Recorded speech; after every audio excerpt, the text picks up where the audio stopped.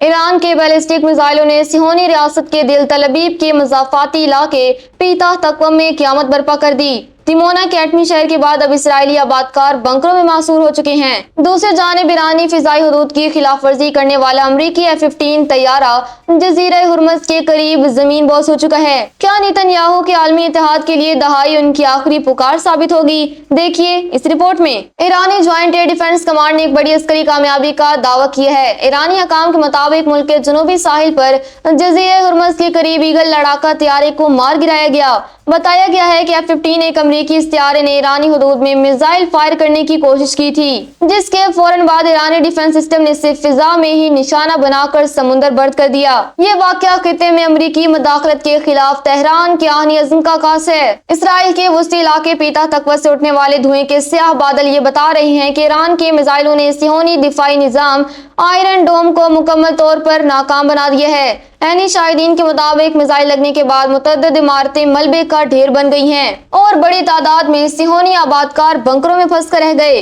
Dimona और Iraq के बाद अब पीता तकवा पर यह हमला इसराइल के लिए एक बड़ा नफ्सियाती और मादी धचका है। इसराइली फौज के तर्जुमान लेफ्टिनेंट कर्नल नदाब शशानी ने एतराफ किया है कि जंग के आगाज से अब तक ईरान ने 400 से ज्यादा बैलिस्टिक मिसाइल दागे हैं। अगरचे इसराइल 92% इंटरसेप्शन का दावा कर रहा है, लेकिन जमीनी हकाइक मुख्तलिफ हैं। जनूबी इसराइल के 2 शहरों में होने वाली तबाही के बाद 180 से ज्यादा अफराद अस्पतालों में जिंदगी और मौत की जंग लड़ रहे हैं, जबकि 2700 से ज्यादा इसराइलियों को अपने घर छोड़कर नकल मकानी करनी पड़ी। मुत्तहिदा अरब इमारात की वजारत दिफा ने सनसनीखेज इंकशाफ किया है कि उन्होंने अब तक 345 बैलिस्टिक मिसाइलों, 15 क्रूज मिसाइलों और 1773 ड्रोन का सामना किया है। इतवार को भी अबू धाबी में मिसाइल हमलों के बाद फिजाई दिफाई निजाम मुतहरक रहा। दूसरी जानिब बहरीन ने भी इतराफ किया है कि वो अब तक 145 मिसाइल और 246 ईरानी ड्रोन इंटरसेप्ट कर चुका है। शारजा के करीब समुद्र में होने वाले धमाकों ने खलीज में दुश्मन की सप्लाई लाइन को हिलाकर रख दिया।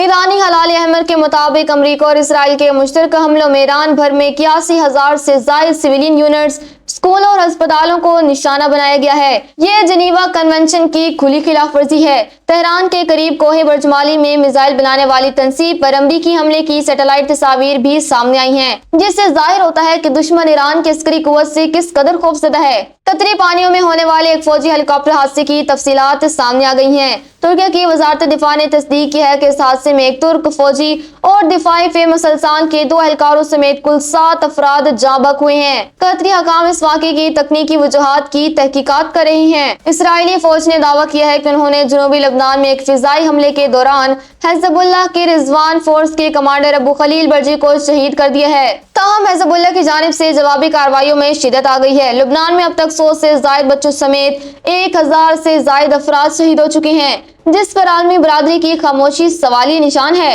मगरबी ताकतों के बरक्स दुनिया के कई ममालिक ने इस जंग से किनारा कशी इख्तियार कर ली। स्विट्जरलैंड ने गैर जानिबदारी का ऐलान करते हुए अमेरिका समेत तमाम फरीकीन को असलहे की सप्लाई रोक दी है। श्रीलंका ने अपने अड्डे अमेरिकी जंगी तैयारों को देने से साफ इनकार कर दिया है। चीन, तुर्की और फ्रांस भी इस कशीदगी को मुज़ाकरात के जरिए हल करने के लिए दबाव डाल रहे हैं, जो कि अमेरिका और इसराइल की आलमी तन्हाई का सबूत है।